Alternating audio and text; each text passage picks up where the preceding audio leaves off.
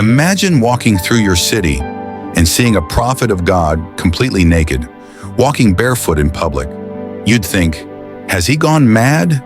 How could a holy man do that? But here's the shocking truth. It wasn't madness.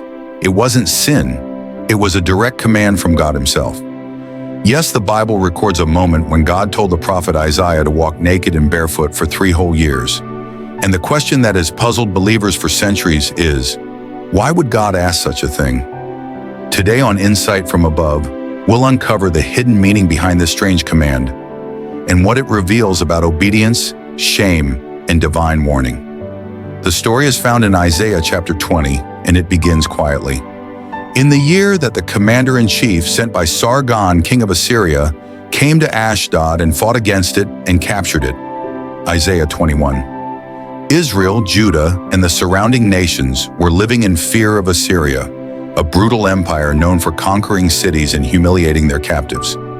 Around that time, the nations of Egypt and Cush, modern-day Sudan, were forming alliances, trying to resist Assyria's power. Judah, God's people, were tempted to trust Egypt for protection instead of trusting God. And so God decided to send a dramatic message, one that no one could ignore. He told his prophet Isaiah, "Go and take off the sackcloth from your body and the sandals from your feet." And Isaiah obeyed, walking naked and barefoot. Isaiah 22.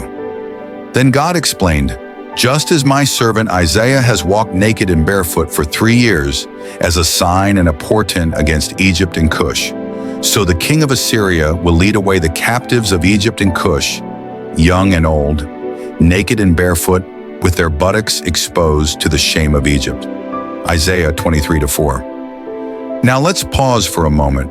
Did Isaiah truly walk fully naked or only partly undressed?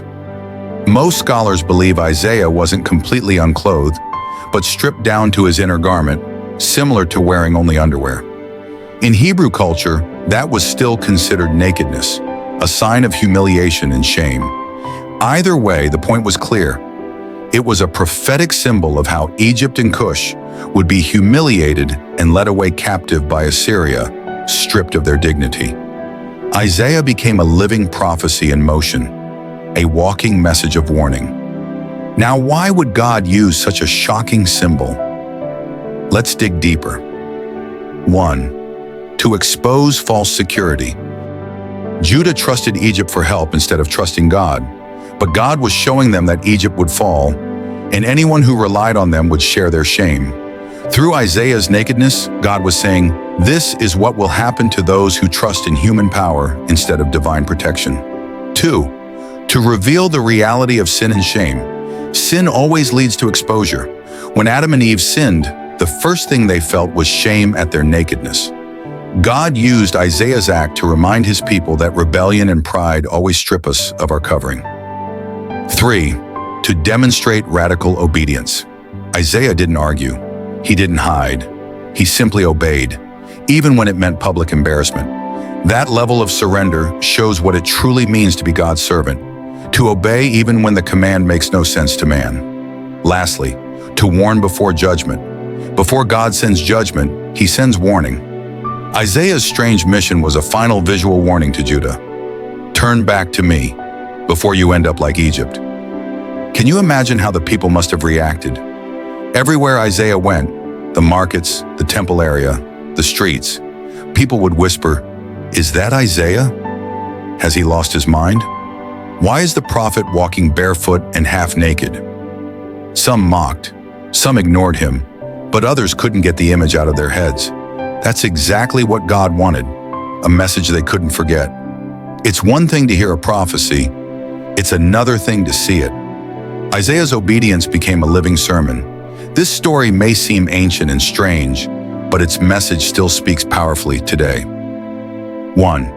God's commands won't always make sense. Sometimes God will ask you to do something that seems illogical, uncomfortable, or even embarrassing. But obedience brings clarity after faith, not before it. Isaiah obeyed before understanding. 2. Never put your trust in human strength. Judah looked to Egypt for help, just as we often look to people, money, or systems to save us. But everything man builds can fall. Only God remains unshakable.